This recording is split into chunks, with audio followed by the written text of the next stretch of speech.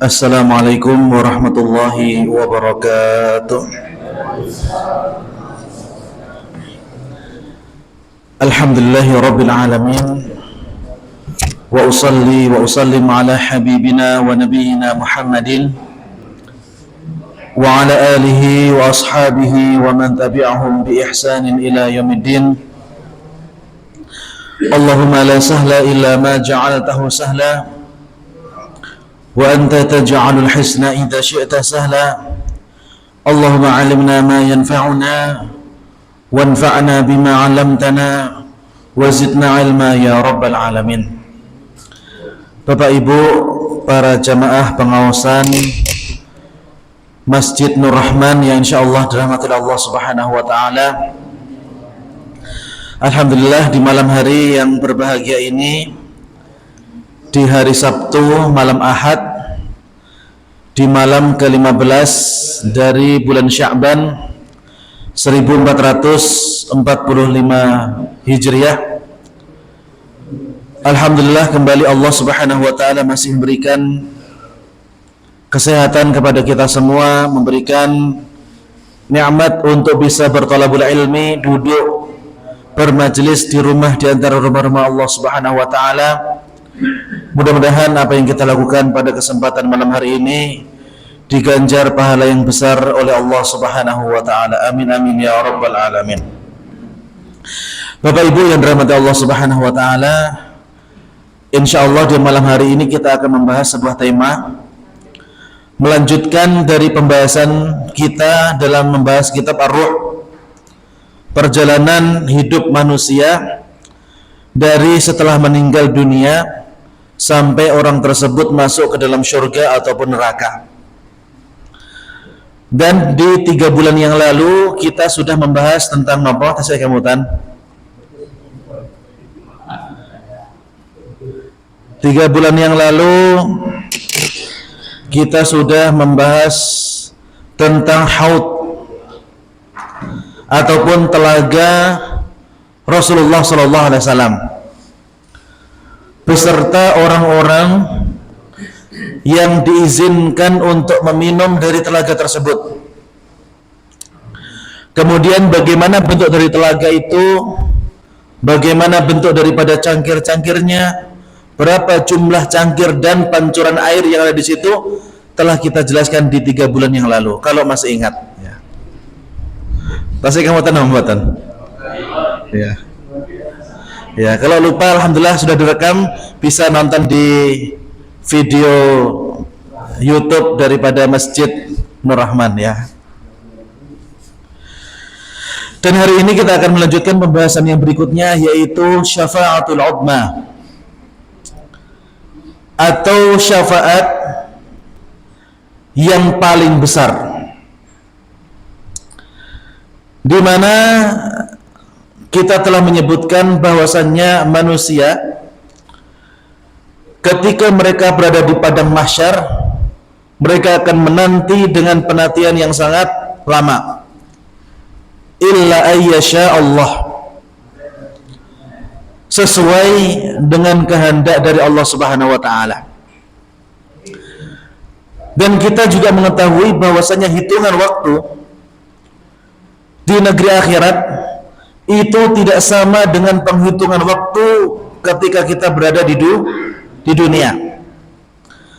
Dalam Al-Quran Allah Subhanahu wa ta'ala sebutkan, wa kana yawman 'inda rabbika ka'alfi sanatin mimma ta'udun. Dan satu hari di negeri akhirat, Bapak Ibu, itu seperti 1000 tahun dalam hitungan kita. Jadi kalau misalkan kalender Masehi hari ini berada di 2024, artinya umur Masehi, kalender Masehi ini di negeri akhirat cuma 2 hari lebih beberapa menit ya. Bapak Ibu yang dirahmati Allah Subhanahu wa taala, maka ketika di padang mahsyar manusia membutuhkan naungan dari Allah Subhanahu wa taala karena matahari akan mendekat di atas kepala manusia. Dan ini juga sudah kita sebutkan ya dulu. Ada beberapa golongan yang nanti mereka akan mendapatkan naungan di padang mahsyar. Tidak mungkin kita ulang lagi, nanti lama lagi ya. Saya akan review aja supaya kita kembali mengingat apa yang sudah kita jelaskan 3 bulan yang lalu ya.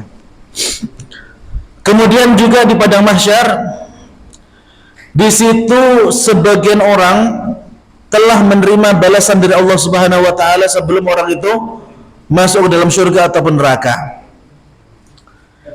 Di antaranya kemuliaan yang Allah Subhanahu wa taala berikan kepada orang-orang yang beriman, maka wajah mereka akan berubah menjadi putih bersih. Dan wajah daripada orang kafir ataupun orang musyrik akan menghitam.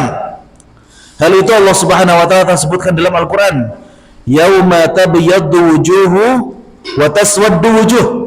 Pada hari di mana wajah itu akan menjadi putih bersih berseri-seri dan wajah yang lain akan menghitam ya.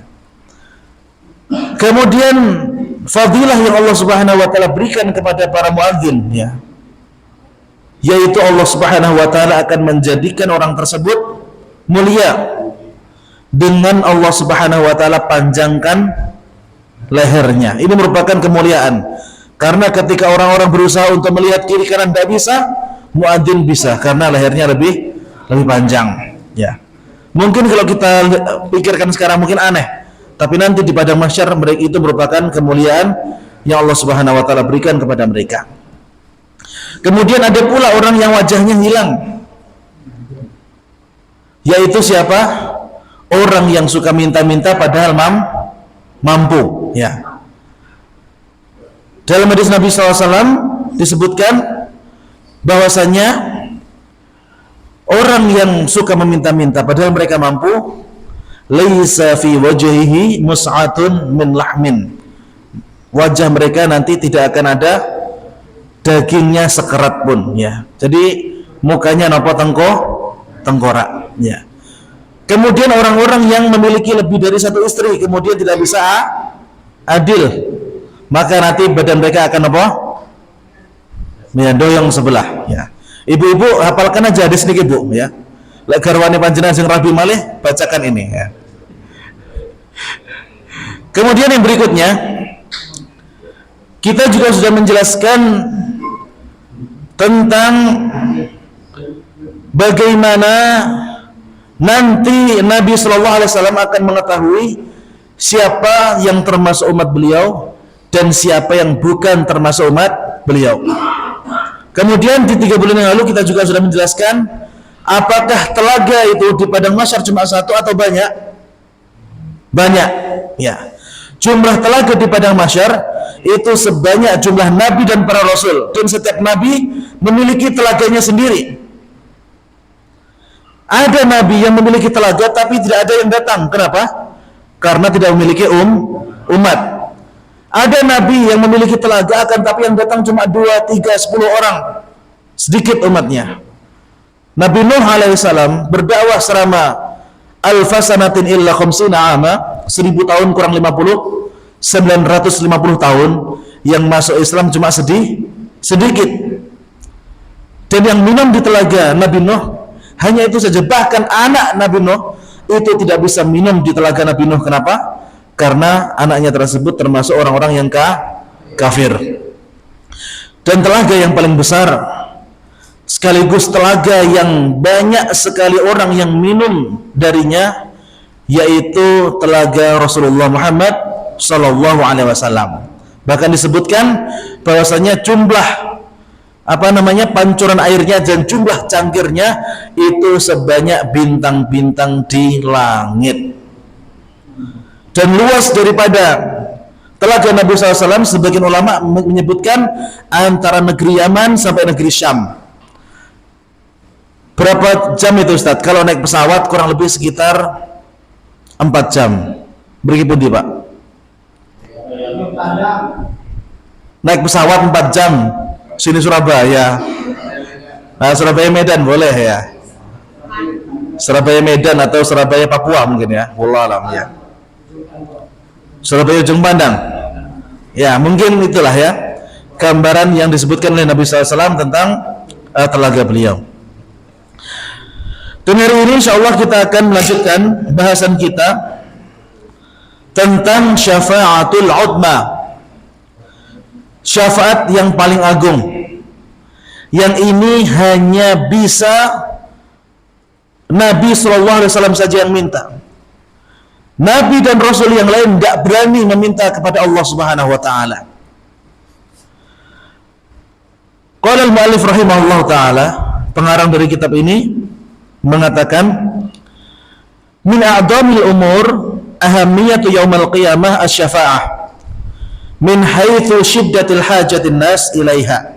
Di antara perkara-perkara yang paling penting untuk umat manusia pada saat hari kiamat yaitu adanya syafaat, karena manusia sangat membutuhkan dengan syafaat ini.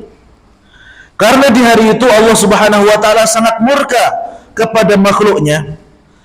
Allah Subhanahu wa Ta'ala belum pernah murka semurka itu sebelumnya, dan Allah Subhanahu wa Ta'ala tidak akan pernah murka seperti itu setelahnya. Artinya tahun-tahun tersebut atau hari-hari tersebut merupakan hari di mana Allah Subhanahu wa Ta'ala sangat murka kepada makhluknya. Wa a'dhamu hadhihi al-mawaqif wa ashadduha 'ala an-nasi 'adaban wa alaman wa tulan wa irhaqan. Maka pada waktu itu manusia merasa sangat berat dan mereka merasa sangat sakit. Mereka terasa sangat tersiksa karena menunggu peradilan Allah Subhanahu wa Ta'ala yang tidak kunjung datang. Karena kalau misalkan kita lihat Bapak Ibu, di antara hal yang paling lama ya dari ba'ats itu manusia dihidupkan lagi yang kedua kalinya, kemudian sirat, hisab dan seterusnya, yang paling lama itu adalah di padang mahsyar ini. Maka Bapak Ibu yang dirahmati Allah Subhanahu wa Ta'ala, setiap orang pada waktu itu merasa sangat berat. Wa kullu hadza yahdutsu wallahu subhanahu la yanzur ila ahadin minal maghdubi alaihim wa la yu'dhan lahu bisyafa'ah. Apalagi orang-orang yang memang pada hari itu Allah Subhanahu wa Ta'ala murka kepada mereka, kepada orang-orang kafir, kepada orang-orang musyrik, kepada orang-orang munafik, ataupun kepada orang-orang yang mengaku muslim akan tetapi mereka sering bermaksiat kepada Allah Subhanahu wa Ta'ala, kemudian belum sempat bertaubat sampai meninggal dunia. Fa innal yawmal ladzi ghadaba fihi ghadban syadidan ala ulaikal kafara wal fajara. Maka murka Allah Subhanahu wa Ta'ala itu sangat dinampakkan kepada orang-orang kafir dan orang-orang fajir. Fayabtishu bihim batashan kubra wa yantaqim minhum intiqaban 'aziman. Maka pada hari itu Allah Subhanahu wa Ta'ala akan menunjukkan pembalasannya kepada mereka. Wa kana awwaluhu hadzal mawqif adh-dhalil al-muhin alladhi tataqatta'u fihi an-nufus min al-alam wa takadu tamayyazu min al-hasrah wan nadam. Maka orang-orang yang mereka di alam barzah sudah tahu bahwasanya nanti mereka akan masuk dalam neraka, di padang mahsyar mereka lebih ngenes lagi. Karena di situ mereka tahu setelah menanti dengan penantian yang panjang, ujung-ujungnya mereka akan masuk ke dalam api neraka. Dalam Al-Quran surat Ad-Dukhan ayat 16 Allah Subhanahu wa Ta'ala berfirman, wa yauma nabtishu batsyatal kubra inna muntaqimun. Yauma, pada hari, nabtishu batsyal kubra, kami akan melakukan pembalasan yang paling agung. Inna muntaqimun, sesungguhnya kami yaitu Allah Subhanahu wa Ta'ala merupakan zat yang maha mampu untuk membalaskan dendamnya. Wa hadha huwal yawm alladhi yakunu min bidayati ila nihayati yawman 'asiran wa syaqan 'ala kulli man ata Allah Subhanahu munafiqan. Maka Bapak Ibu, orang-orang yang selama hidupnya di dunia itu munafik, mereka menampakkan seolah-olah diri mereka muslim, tapi sebenarnya mereka Islam itu untuk agar bisa mendapatkan manfaat khusus untuk diri mereka, ya, untuk bisa menarik perhatian, untuk urusan dunia. Mereka ketika beragama Islam itu bukan untuk Allah Subhanahu wa taala, maka di situ pula Allah Subhanahu wa taala juga akan menampakkan kemunafikan mereka. Wa kafiran, orang kafir tentu saja, orang yang tidak mau masuk ke dalam agama Islam. Wa musyrikan, ataupun orang musyrik. Wa asiyan, ataupun mereka yang gemar bermaksiat kepada Allah Subhanahu wa taala. Kam yahtajun nasu fi hadzal yaum li syafa'ah. Maka Bapak Ibu, di hari yang sangat berat itu, betapa banyak manusia memerlukan syafaat dari Allah Subhanahu wa taala. Jadi walaupun nanti yang memberikan syafaat kepada manusia satu persatu itu adalah Nabi SAW, akan tetapi orang-orang yang telah dinas oleh Allah, mereka dilarang untuk mendapatkan syafaat, maka mereka tidak akan mungkin kemudian diberikan syafaat oleh Allah Subhanahu wa taala. Sebagaimana yang sudah kita hafalkan bersama dalam surat Al-Baqarah, Allahu la ilaha illa huwal hayyul qayyum la ta'khudhuhu sinatuh wa la naum lahu ma fis samawati wa ma fil ard man dzal ladzi yashfa'u 'indahu illa bi'idnih. Ya. Orang-orang yang akan mendapatkan syafaat, nanti mereka tidak akan bisa mendapatkan kecuali atas izin dari Allah. Artinya, yang memberikan syafaat ini merupakan Allah Subhanahu wa taala. Yang memberikan syafaat adalah Allah Subhanahu wa taala. Wa kam min malakin fis samawati la tughni syafa'atuhum syai'a illa min ba'di ayyadzanallahu liman yasha' wa yarda. Surat An-Najm ayat 26. Wa kam min malakin, dan betapa banyak para malaikat-malaikat yang sangat kuat, ya. Ada malaikat penjaga gunung yang bisa mengangkat gunung. Ada malaikat pemikul arsy Allah Subhanahu wa taala yang sangat kuat.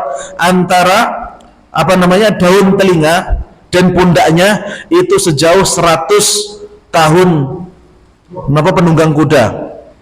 Panjenengan naik kuda melambah terus 100 tahun, nah itu baru dari ujung telinga sampai pundaknya, ya, malaikat penjaga penyunggi arsy Allah Subhanahu wa taala. La tughni syafa'atuhum, malaikat Jibril dan seterusnya, mereka tidak akan bisa memberikan syafaat walaupun mereka kuat. Illa min ba'di ayyadzanallah, kecuali jika Allah Subhanahu wa taala telah izinkan. Wa yarda, dan orang tersebut harus mendapatkan ridha dari Allah Subhanahu wa taala. Bapak Ibu yang dirahmati Allah Subhanahu wa taala, ada banyak ayat-ayat di dalam Al-Qur'an yang menunjukkan tentang syafaat tersebut, ya. Termasuk hadis-hadis dari Nabi sallallahu alaihi wasallam yang menunjukkan cerita tentang syafaat tersebut. Mudah-mudahan waktunya cukup, ya, karena hadisnya lumayan panjang, satu halaman full, ya. Saya akan membacakan an Abi Hurairah radhiyallahu anhu, dari sahabat yang mulia Abu Hurairah radhiyallahu taala anhu. Qala, beliau berkata, ata Rasulullah sallallahu alaihi wasallam bilahmin. Dahulu Nabi sallallahu alaihi wasallam pernah datang kepada kami dengan membawa daging. Fadafa'a ilaina ad-dira' wa kanat tu'jibuhu fanahasa minha nazmah. Kemudian beliau SAW, ya, memotong daging-daging itu, kemudian membagikan sebagiannya kepada kami. Thumma qala, kemudian beliau bersabda, ana sayyidun nasi yaumal qiyamah. Ya. Ini mulai dari sini sabda Nabi, ya. Ana sayyidun nasi yaumal qiyamah. Aku merupakan sayyid atau pemimpin manusia pada hari kiamat. Wa hal tadruna mimma dzalik? Dan apakah kalian mengetahui kenapa kemudian aku disebut sebagai sayyidun nas, pemimpinnya umat manusia pada waktu itu, bahkan pemimpin para nabi dan rasul pada waktu itu, ya. Maka Nabi SAW pun menceritakan apa yang nanti akan terjadi di padang mahsyar. Yajma'ullahu al-awwalina wal akhirin fi su'idin wahid. Pada hari itu manusia dari yang pertama kali diciptakan sampai yang terakhir kali lahir nanti akan dikumpulkan di satu padang yang sama, fi su'idin wahid, di tempat yang satu. Jadi tempatnya itu sebesar apa? Wallahu ta'ala alam. Yasma'uhumud da'i wa yanfadhuhumul basar wa tadnu syams fayablughu an-nasu minal hammi wal karbi ma la yutiquna wa la yahtamilun. Maka pada waktu itu akan kedengaran suara penyeru, suara yang datang dari langit. Wa yanfadhuhumul basar, dan mereka ketika mendengarkan suara tersebut tidak kuasa untuk melihat mendengarkan kepalanya ke langit, ya, menghadapkan wajahnya ke langit. Wa tadnu syams, dan matahari akan didekatkan di atas kepala manusia. Fayablughu an-nasu minal hammi wal karbi, maka pada hari itu banyak di antara manusia yang susah, gundah gulana. Ma la yutiqun wa la yahtamilun, bahkan banyak di antara mereka yang sebenarnya itu sudah tidak kuat lagi untuk berdiri. Fayaqulu ba'dun nas li ba'd, maka sebagian manusia mengatakan kepada yang lainnya, ala taruna ma antum fihi, wahai manusia sekalian, apakah kalian tidak mengetahui apa yang telah terjadi di kita ini saat ini? Ala tanzuruna man yashfa'u lana ila rabbikum, apakah kalian tidak ingin kemudian meminta salah satu di antara kita menghadap kepada Allah Subhanahu wa taala agar kita mendapatkan keringanan, agar kita mendapatkan pertolongan, agar kita mendapatkan syafaat? Fayaqulu ba'dun nasi li ba'd, maka sebagian mereka mengatakan, abukum Adam, pergilah kalian, atau ayo kalau gitu kita sama-sama menghadap Nabi Adam. Kenapa mereka menghadap Nabi Adam? Karena mereka mengetahui bahwasanya Allah Subhanahu wa taala ketika pertama kali menciptakan, Allah menciptakan siapa? Nabi Adam. Artinya beliau adalah bapaknya manusia. Ya udah kalau gitu kita berangkat bareng-bareng menghadap ke Nabi Adam. Fayatuna Adam fayaqulun, kemudian setelah mereka menghadap Nabi Adam alaihissalam, mereka mengatakan, ya Adam, wahai bapak kami, anta abul bashar, engkau adalah bapaknya manusia. Khalaqakallahu biyadih, Allah Subhanahu wa taala menciptakan engkau langsung dengan tangannya. Wa nafakha fiha min ruhih, kemudian Allah Subhanahu wa taala meniupkan ruh langsung untukmu. Wa amaral malaikah fayasjudu lak, kemudian Allah Subhanahu wa taala telah memerintahkan para malaikat agar bersujud kepadamu. Ya, jadi Nabi Adam, engkau ini memiliki banyak keutamaan nih. Allah menciptakan engkau langsung tanpa perantara. Kemudian Allah Subhanahu wa taala juga yang meniupkan ruh untukmu. Kemudian engkau juga telah, para malaikat itu telah sujud kepadamu wahai Nabi Adam. Ya. Fashfa' lana ila rabbik, wahai Nabi Adam, sekarang kami memiliki permohonan kepadamu.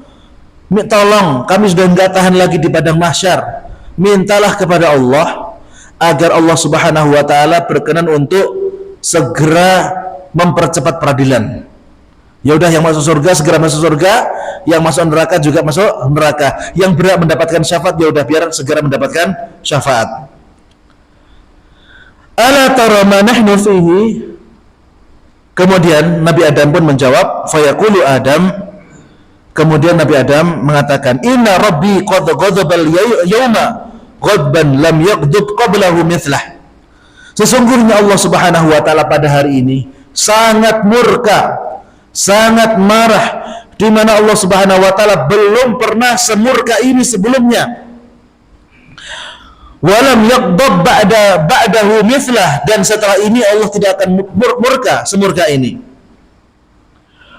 Wa innahu kanat li da'watun ala qaumi, wa innahu kanat li da'watun ala qaumi nafsi nafsi. Kemudian pada waktu itu Nabi Adam alaihissalam pun mengatakan bahwasanya, dulu aku pernah bermaksiat kepada Tuhanku.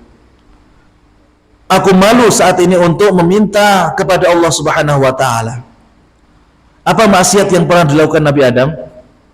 Ketika Nabi Adam dipersilahkan untuk memakan semua makanan yang ada di surga, dipersilakan untuk menikmati semua fasilitas di surga, ternyata satu pantangan yang tidak boleh dilakukan yaitu memakan sebuah buah yang ada di pohon, yang pohon itu kita kenal kemudian dengan pohon khuldi. Ya, gara-gara dosa itu Nabi Adam diturunkan ke dunia dan kita semua juga harus terkena imbasnya.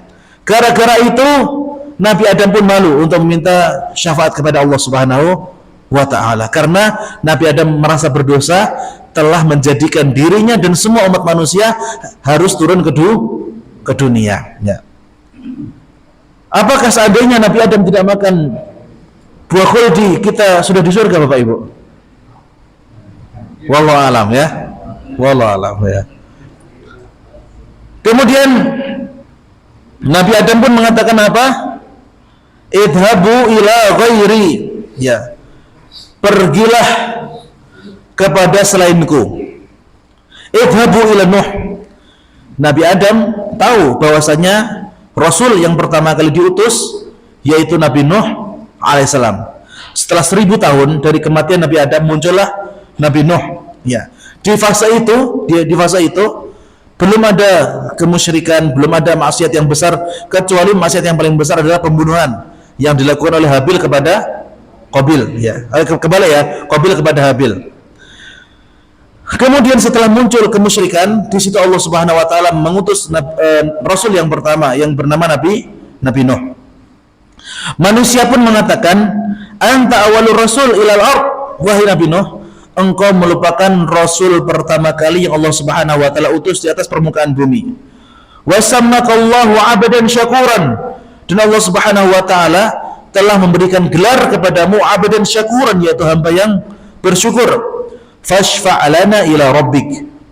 Wahai Nabi Nuh, mintalah kepada Allah Subhanahu wa taala agar memberikan syafaatnya kepada kami, yaitu manusia.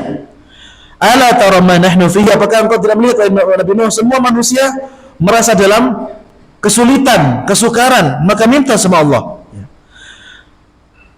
Fayaqul Nuh, kemudian Nabi Nuh alaihissalam menjawab sama seperti jawaban Nabi Adam, inna rabbi qad ghadaba al-yawma ghadban lam yaghdab qablahu mithlah. Sesungguhnya Allah Subhanahu wa taala belum pernah murka semurka ini, dan Allah Subhanahu wa taala tidak akan murka setelah ini. Aku dulu pun juga pernah bermaksiat, ataupun aku dulu juga pernah melakukan dosa yang seharusnya itu tidak pantas dilakukan oleh seorang nabi. Apa yang pernah dilakukan oleh Nabi Nuh? Sesungguhnya aku dulu pernah memiliki doa mustajab. Kemudian doa mustajab itu malah aku ucapkan untuk membinasakan kaumku ataupun umatku. Ya. Nabi Nuh ketika sudah ditolak dakwahnya selama 950 tahun, bahkan dikencingi, dihancurkan kapalnya, ya. Maka Nabi Nuh mengatakan apa? Rabbi anni maghlubun fantasir. Ya Allah, sesungguhnya aku telah kalah, tolonglah aku. Ya, doa mustajabnya telah dipakai, ya.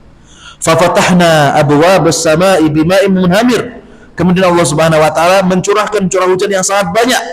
Seperti itu, yang belum pernah air turun sebanyak itu sebelumnya, dan tidak akan pernah turun seperti itu setelahnya. Kemudian mata air pun juga dikeluarkan di dalam bumi, di mana seluruh dunia pada waktu itu langsung menjadi lautan, dan semua binasa kecuali orang-orang ataupun hewan-hewan yang ikut bersama Nabi Nuh.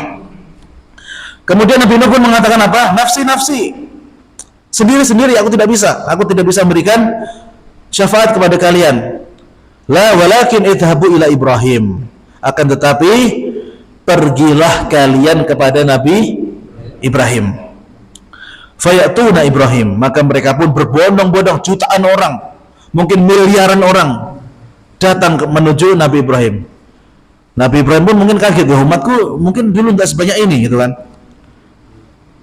Setelah mereka menghadap Nabi Ibrahim mengatakan, anta nabiyullah wa khaliluhu, ya.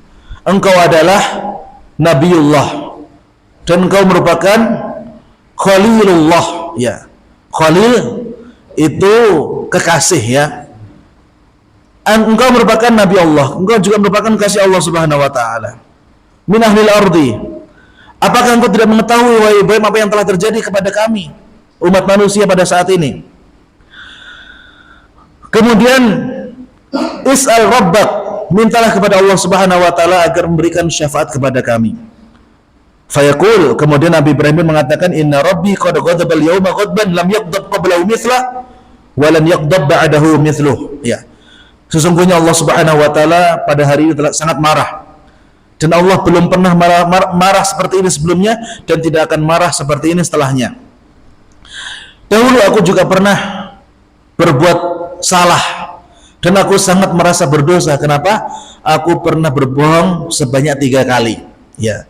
Jadi Nabi Ibrahim itu pernah berbohong sebanyak 3 kali. Salah satunya ketika ditanya oleh seorang raja, ketika raja itu ingin mengambil istrinya, ketika ditanya siapa ini, kemudian Nabi Ibrahim mengatakan apa? Ini saudariku, padahal itu merupakan istrinya. Maka Nabi Ibrahim pun mengatakan apa? Nafsi, nafsi, sendiri-sendiri. Pada hari ini aku tidak bisa memberikan apa-apa kepada kalian. Walakin idhabu ila Musa. Akan tapi pergilah kalian kepada Nabi Musa. Ternyata Bapak Ibu, setelah ditanya dengan pertanyaan yang sama, Nabi Musa tetap mengatakan nafsi, nafsi. Aku pun juga tidak bisa menolong kalian. Ya. Kenapa? Ya. Karena pada waktu itu Nabi Musa pada saat hidup, inni qataltu nafsan lam u'mar biqatliha, karena aku dulu pernah membunuh manusia yang aku tidak diperintahkan oleh Allah Subhanahu wa taala untuk membunuhnya. Dahulu Bapak Ibu, Nabi Musa itu pernah melihat 2 orang yang bertengkar, ya. Karena Nabi Musa ingin melerai mereka, ingin memisahkan mereka berdua, dan mereka tidak mau berpisah, terpaksa atau secara tidak sengaja tangannya Nabi Musa niku nyampluk salah satu di antara keduanya, yang mengakibatkan salah satu di antara mereka langsung meninggal. Yaitu kesalahan yang pernah dibuat oleh Nabi Musa, dan Nabi Musa merasa dirinya tidak pantas untuk minta kepada Allah Subhanahu wa taala. Sekali lagi Nabi Musa mengatakan apa? Nafsi, nafsi, ya, sendiri. Walakin idhabu ila Isa. Pergilah kalian kepada Nabi Isa alaihissalam. Kemudian pertanyaan yang sama diajukan kepada Nabi Isa. Sekali lagi Nabi Isa kemudian mengatakan apa? Nafsi, nafsi. Walam yadkur dzamban, akan tapi Nabi Isa tidak menyebutkan bahwasanya dia pernah berbuat dosa ini dan itu.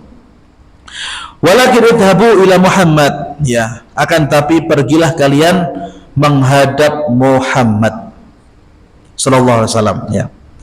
Fayatun, maka mereka pun berbondong-bondong, ya, menghadap kepada Rasulullah. Tentu saja Bapak Ibu, ketika kita memiliki pengetahuan seperti ini, kemudian nanti ketika kita di padang mahsyar kita masih ingat dengan hadis ini, maka kita tidak perlu capek-capek untuk menghadap ke Nabi Adam, tidak perlu capek-capek menghadap ke Nabi Nuh, Nabi Musa, Nabi Isa, Nabi Ibrahim.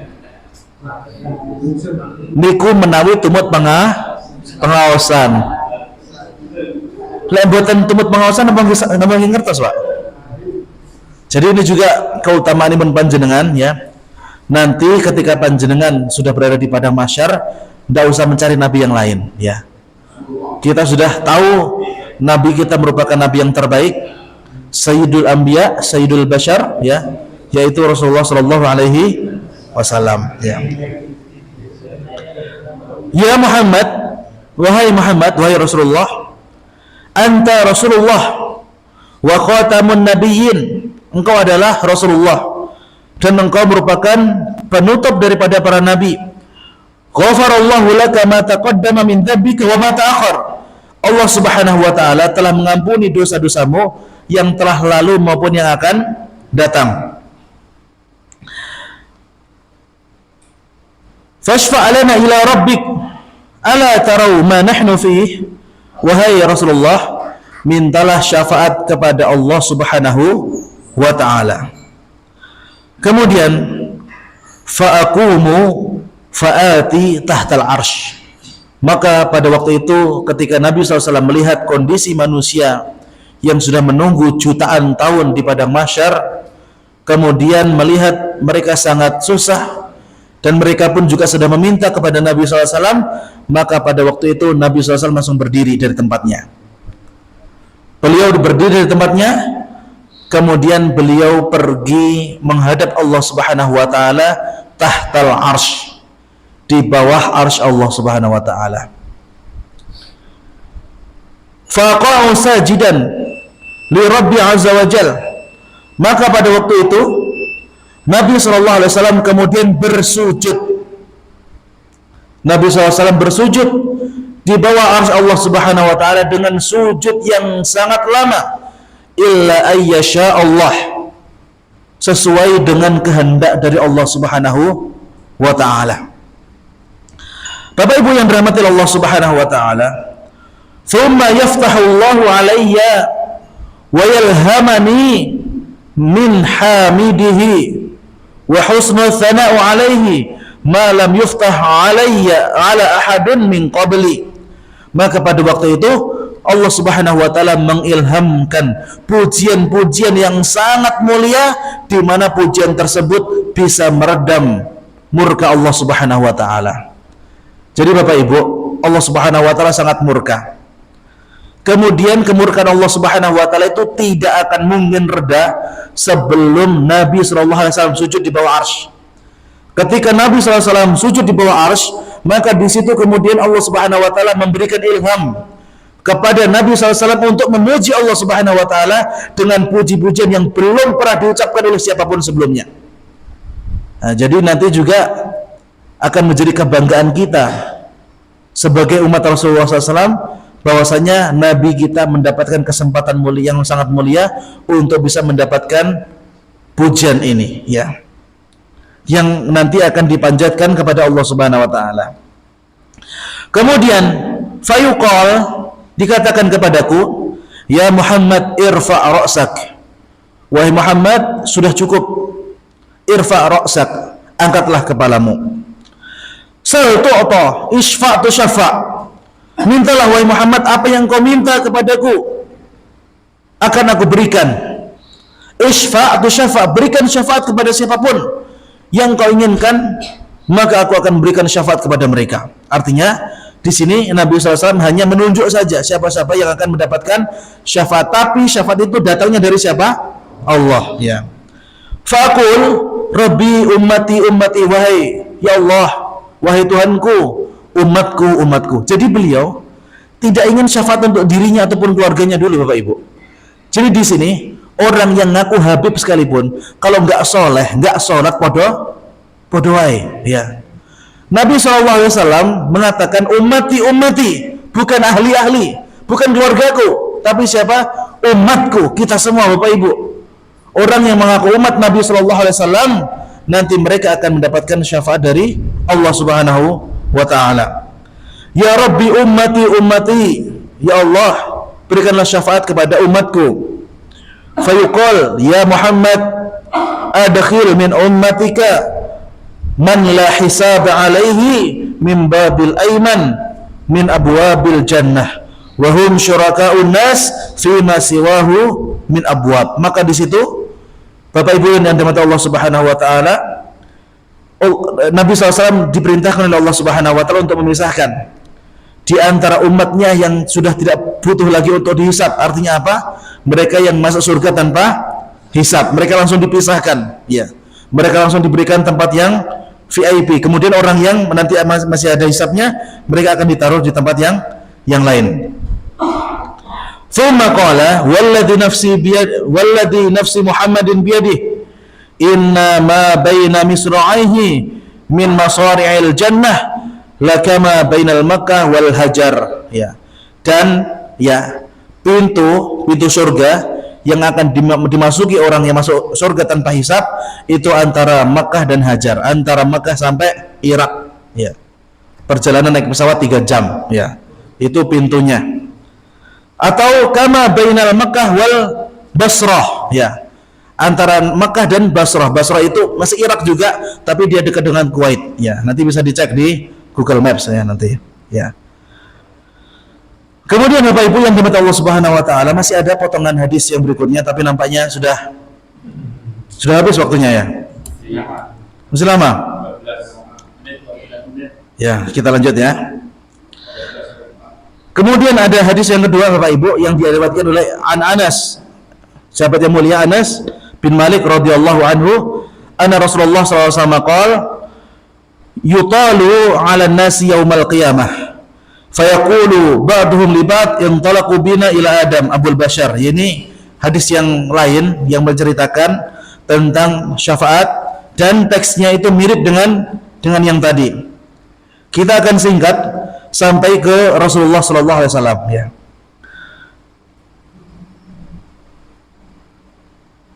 Bapak Ibu yang dirahmati Allah Subhanahu wa taala, ya Muhammad isfa' lana ila rabbik.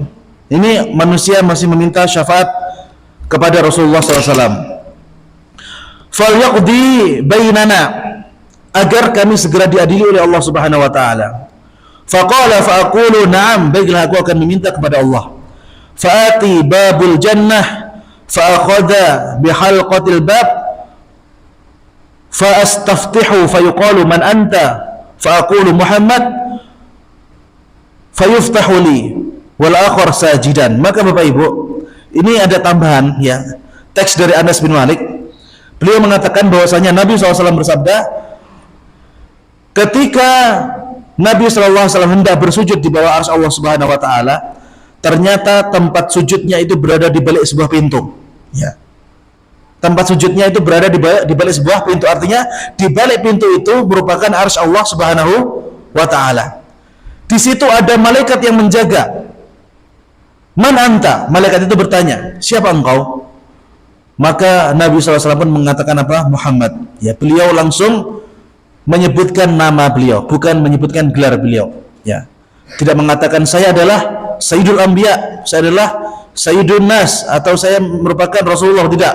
Tapi beliau dengan segala kerendah hatian beliau mengatakan aku adalah Muhammad. Ya. Fayuftahu li. Kemudian ketika aku mengatakan bahwasanya namaku adalah Muhammad, maka malaikat pun mengatakan fa inni umar bi an la uftaha hadzal bab illa ilaik. Sesungguhnya aku diperintahkan oleh Allah Subhanahu wa taala agar tidak membukakan pintu ini kecuali hanya kepadamu. Ya. Artinya kalau bukan Nabi SAW yang menghadap ke pintu itu, maka selamanya pintu itu tidak akan dibuka. Ya. Fa akhar sajidan, maka di situ Nabi SAW bersujud. Fa ahmadu rabbi azza wajal, kemudian di situ Nabi SAW mendapatkan ilham dari Allah Subhanahu wa taala dan memuji Allah Subhanahu wa taala dengan pujian yang belum pernah diberikan kepada umat manusia sebelumnya. Kemudian Nabi SAW ketika mendapatkan izin untuk memberikan syafaat, Nabi mengatakan Rabbi ummati, wahai Tuhanku umatku. Fayuqal akhrij man kana fi qalbihi mithqala dzarratin min iman. Maka Bapak Ibu, setelah tadi manusia dipisahkan, orang-orang yang masuk surga tanpa hisab, ini kita berusaha untuk al-jam'u bainal hadits ya. Kita akan berusaha mengkomparasikan hadis-hadis yang kita baca. Setelah tadi manusia dipisahkan, ini yang masuk surga tanpa hisab, kemudian ini yang masih banyak dosanya ya. Tentu saja orang kafir, orang musyrik dan orang munafik sebelum adanya syafaatul udma, ini mereka sudah masuk ke dalam api neraka ya. Maka Bapak Ibu yang dirahmati Allah Subhanahu wa taala, akhrij man kana fi qalbihi mithqala dzarratin min iman. Maka wahai Muhammad, keluarkanlah dari umatmu mereka yang masih memiliki keimanan di dalam hatinya ya. Thumma akhirru sajidan. Kemudian setelah orang-orang yang bergelimang dosa itu Bapak Ibu yang dirahmati Allah Subhanahu wa taala diberikan syafaat oleh Nabi SAW, maka Nabi SAW pun kembali bersujud di bawah arsy Allah Subhanahu wa taala. Kemudian Allah Subhanahu wa taala mengatakan irfa' ra'sak ya Muhammad. Angkatlah wahai kepalamu wahai Muhammad. Apalagi yang kau minta? Kan umatmu sudah aku entaskan dari neraka. Mereka yang masih memiliki keimanan sebesar biji sawi ya. Akhrij man kana fi qalbihi mithqala burratin man kana fi qalbihi mithqala dzarratin minal iman. Kemudian di sini Rasulullah SAW meminta, ya Allah, orang yang memiliki keimanan lebih kecil daripada itu lagi, mintakan ampun atau ampunilah mereka dan izinkanlah kelak nanti mereka bisa masuk ke dalam surgamu ya. Jadi sebenarnya Bapak Ibu, orang yang kurang timbangan amal kebaikannya itu harusnya mereka masuk dalam api neraka, dan kemungkinan mereka masuk ke dalam surga itu sangat tipis. Maka dengan adanya syafaat dari Rasulullah SAW itu, maka minimal nanti mereka akan dapat kortingan, walaupun masuk dulu. Setelah mereka mendapatkan siksaan di dalam api neraka, maka mereka nanti akan diangkat ke dalam surga. Ini masih ada hadis yang ketiga. Hadis yang keempat masih panjang nih ya. Insya Allah kita akan lanjutkan di pekan yang akan datang biidznillah ta'ala. Semoga kita semua masih diberikan umur yang panjang dan kesehatan dari Allah Subhanahu wa taala. Amin amin ya rabbal alamin. Ya, demikian apa yang dapat kami sampaikan di pertemuan malam hari ini. Sebelum kita tutup, seperti biasa kita akan buka sesi tanya jawab. Mungkin di antara para jemaah ada yang mau bertanya, monggo kami persilahkan.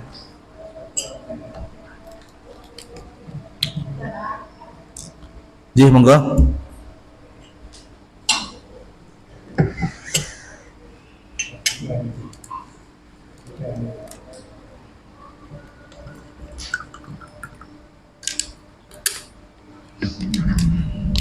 Assalamualaikum warahmatullahi wabarakatuh. Waalaikumsalam.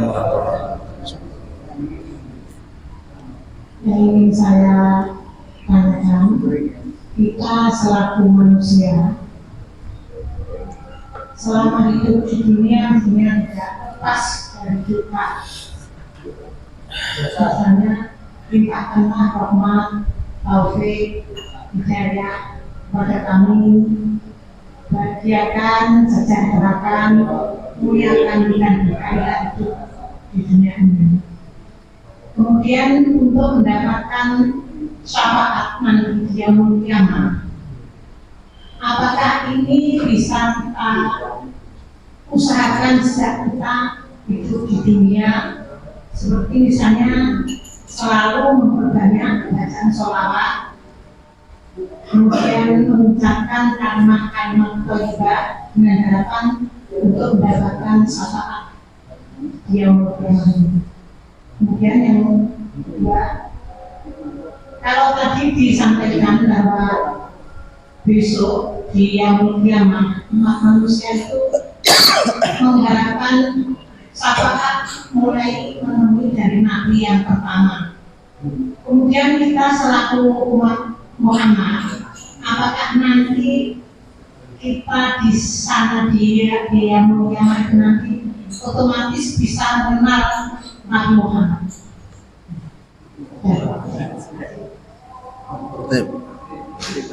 Ya, pertanyaan sangat bagus sekali ya. Ustadz, nanti kita di yaumul qiyamah apakah kita langsung bisa mengenal Nabi sallallahu alaihi wasallam? Maka jawabannya bisa, ya. Saya akan mulai dari jawaban yang kedua. Bapak Ibu yang dirahmati Allah Subhanahu wa taala, ada sebuah kitab yang sangat bagus kalau misalkan kita mau belajar biografi daripada Nabi sallallahu alaihi wasallam, yang berjudul apa? Syama'il Muhammadiyah. Di situ dijelaskan bagaimana fisik Nabi sallallahu alaihi wasallam, bagaimana rambut Nabi, tinggi Nabi seberapa, warna kulitnya apa, kemudian bagaimana pundaknya, bagaimana dadanya, bagaimana bentuk pinggangnya, tingginya seberapa, kalau beliau berjalan bagaimana, kalau beliau makan bagaimana, semua ada di situ. Judulnya adalah Syama'il Muhammadiyah yang dikarang oleh Imam At-Tirmidzi, ya. Bapak Ibu yang dirahmati Allah Subhanahu wa taala, jangankan kita umat Islam, orang Yahudi pun, orang Nasrani, mereka tahu bahwasanya Rasulullah SAW itu, ya. Dalam Al-Qur'an Allah Subhanahu wa taala sebutkan, alladzina atainahumul kitaba ya'rifunahu kama ya'rifuna abna'ahum. Para ahlul kitab. Siapa itu ahlul kitab? Orang Yahudi dan orang Nasrani. Mereka itu sebenarnya mengetahui Nabi sallallahu alaihi wasallam seperti mereka mengetahui anaknya sendiri. Ketika misalnya kita dikumpulkan anak-anak di TK ataupun playgroup yang jumlahnya 100, kemudian kita disuruh nyari putaran jenengan sing pundi Bu, jangan sakit nyuding nama buatan. Bisa tahu nggak yang mana anaknya? Bisa. Maka Bapak Ibu yang dirahmati Allah Subhanahu wa taala, umat Nabi SAW nanti akan mengetahui bagaimana Rasulullah SAW itu ketika kita sudah berada di padang mahsyar. Karena pada di awal-awal di padang mahsyar, mereka itu nanti akan langsung merasa kehausan dan mereka akan berusaha untuk mencari telaga. Dan manusia nanti akan melihat banyak sekali telaga, sebanyak jumlah para nabi, dan di situ nanti kita pertama kali akan bertemu dengan Rasulullah SAW. Ya. Dan orang-orang yang meninggal sebelum Nabi SAW, tentu saja mereka tidak mengetahui hadis ini. Ya, mereka yang meninggal sebelum diutusnya Nabi SAW, mereka tidak mengetahui hadis ini. Maka pengetahuan dari agama mereka, pengetahuan dari sakofah mereka, tentu saja mereka akan berusaha mencari siapa ini kira-kira yang bisa kita mintai tolong untuk berdoa kepada Allah Subhanahu wa taala. Maka di bayangan mereka pun, oh, yang paling pantas itu adalah ya Nabi Adam. Karena dari Nabi Adam kita semua lahir. Maka mereka pun pergi ke Nabi Adam dan seterusnya seperti itu. Maka apakah kita bisa mengetahui Nabi SAW? Nanti insyaallah biidznillah kita akan bisa mulai bertemu dengan Nabi SAW ketika berada di Haud ataupun di Telaga Al-Kautsar. Kemudian pertanyaan yang pertama tadi, bagaimana cara kita agar kita mendapatkan syafaat dari Nabi SAW? Ya, ini saya akan sepil dulu. Syafaat Nabi SAW ini bukan untuk orang yang langsung masuk surga, bukan untuk orang-orang yang amal solehnya jauh lebih baik daripada amal buruknya. Orang yang langsung masuk surga tadi, orang yang masuk surga tanpa hisab, mereka tidak diberikan syafaat oleh Nabi SAW pun, mereka akan langsung bisa masuk ke dalam surga. Yang nanti akan diberikan oleh Nabi SAW syafaat, yaitu ketika ada orang yang dosanya itu lebih banyak daripada amal kebaikannya. Bahkan di sini disebutkan Nabi SAW meminta, ya Allah keluarkan dari neraka mereka yang memiliki keimanan sebesar biji zarrah. Ya. Maksudnya mereka dikeluarkan ini, apakah mereka tidak mampir ke neraka dulu? Wallahu taala alam. Kalau dalam Al-Qur'an Allah Subhanahu wa taala sebutkan bahwasanya yu'adzibu man yasha wa yaghfiru liman yasha. Allah Subhanahu wa taala Maha mampu untuk mengampuni dosa daripada hambanya, dan Allah Subhanahu wa taala Maha mampu juga untuk mengazab daripada hambanya. Maka walaupun Nabi SAW mendapatkan hak untuk memberikan syafaat, akan tapi yang menentukan orang ini nanti mendapatkan hak atau tidak yaitu Allah Subhanahu wa taala, ya. Seperti tadi yang sudah kita sebutkan dalam surat apa? Ayat kursi tadi, ya. Tidak akan bisa memberikan syafaat illa biidnih, ya, kecuali atas izin dari Allah Subhanahu wa taala. Ya, di antara hal yang bisa kita usahakan sekarang, ya, untuk bisa masuk surga tanpa hisab sebelumnya untuk masuk surga tanpa hisab, tentu saja ini merupakan level yang sangat tinggi, ya. Dan saya pun juga ragu apakah bisa termasuk orang-orang yang masuk surga tanpa hisab ini atau tidak, karena kita tahu dosa kita banyak, ya, kesalahan kita banyak. Di antaranya jangan sampai meninggalkan kewajiban, itu pasti itu. Tidak mungkin orang masuk surga tanpa hisab kalau kewajibannya masih sering bolong, ya. Kemudian orang tersebut harus menjauhi dosa-dosa besar. Nah, dosa-dosa besar ini pernah dikumpulkan oleh Imam Az-Zahabi dalam kitabnya yang berjumlah 76 jumlah dosa-dosa besar. Itu wajib untuk dihindari.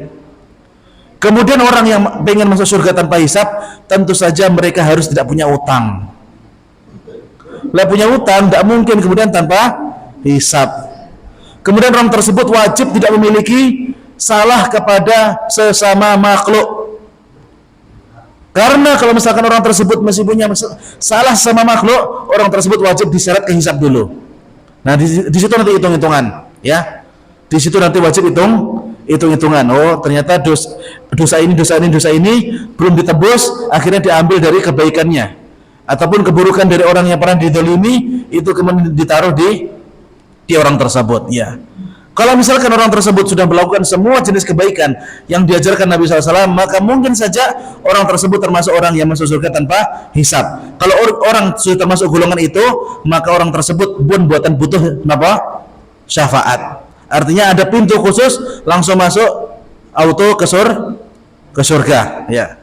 Kemudian golongan yang berikutnya adalah golongan yang nanti akan dihisab dulu. Inilah yang nanti kemudian akan dilihat lebih banyak pahalanya atau lebih banyak dosanya. Orang yang lebih banyak pahalanya pun mereka juga tidak perlu untuk napa? Mendapatkan syafaat. Orang yang minus baru mereka itu yang kemudian butuh syafaat Nabi Shallallahu Alaihi Wasallam. Makanya kita kan tidak tahu amal kebaikan kita atau amal dosa kita yang lebih banyak. Makanya di sini kita tetap berharap nanti bisa mendapatkan syafaat dari Rasulullah Shallallahu Alaihi Wasallam. Untuk kalau misalkan seandainya la qadarullah ternyata amal buruk kita lebih banyak daripada amal kebaikan kita, maka kita nanti insya Allah mudah-mudahan termasuk orang-orang yang mendapatkan syafaat dari Nabi Shallallahu Alaihi Wasallam. Ya, tentu saja memperbanyak sholawat itu merupakan hal yang bagus. Memperbanyak zikir kepada Allah Subhanahu Wa Taala, memperbanyak ini dan itu, insya Allah itu juga hal-hal yang paling menunjang untuk kita mendapatkan syafaat. Tapi yang paling penting yaitu jangan pernah meninggalkan kewajiban. Itu sudah paten nih ya. Kalau orang meninggalkan kewajiban, Allah Subhanahu Wa Taala kan sudah menyiapkan jenis-jenis siksaannya. Seperti yang sudah kita jelaskan di pekan kemarin, orang yang meninggalkan puasa Ramadan, siksaannya apa? Orang tersebut akan digantung, kemudian mukanya hancur, ya mulutnya hancur. Itu sudah merupakan janji dari Allah Subhanahu Wa Taala. Kalau Allah tidak menyiksa orang tersebut dengan siksa itu, kalau orang tersebut tidak tobat ya, kalau orang tersebut tidak tobat kemudian tetap tidak menyesali perbuatannya karena meninggalkan puasa Ramadan, maka orang tersebut wajib dipun siksa. Ya, orang yang seperti itu yang kemudian nanti oleh Nabi SAW kemudian diusahakan untuk mendapatkan syafaat ya. Tapi tentu saja ketika Allah Subhanahu Wa Taala mengizinkan orang tersebut dapat syafaat atau tidak ya, wallahu taala alam. Berikutnya masih ada? Sudah cukup? Ya, kalau sudah cukup mudah-mudahan masih bisa kita lanjutkan penjelasan tentang syafaat ini di pekan depan insyaallah taala. Marilah kita tutup dengan membaca doa kafaratul majlis. Subhanakallahumma rabbana wa bihamdika asyhadu an la ilaha illa anta astaghfiruka wa atubu ilaik. Akhiru da'wana alhamdulillahi rabbil alamin. Wassalamualaikum warahmatullahi wabarakatuh.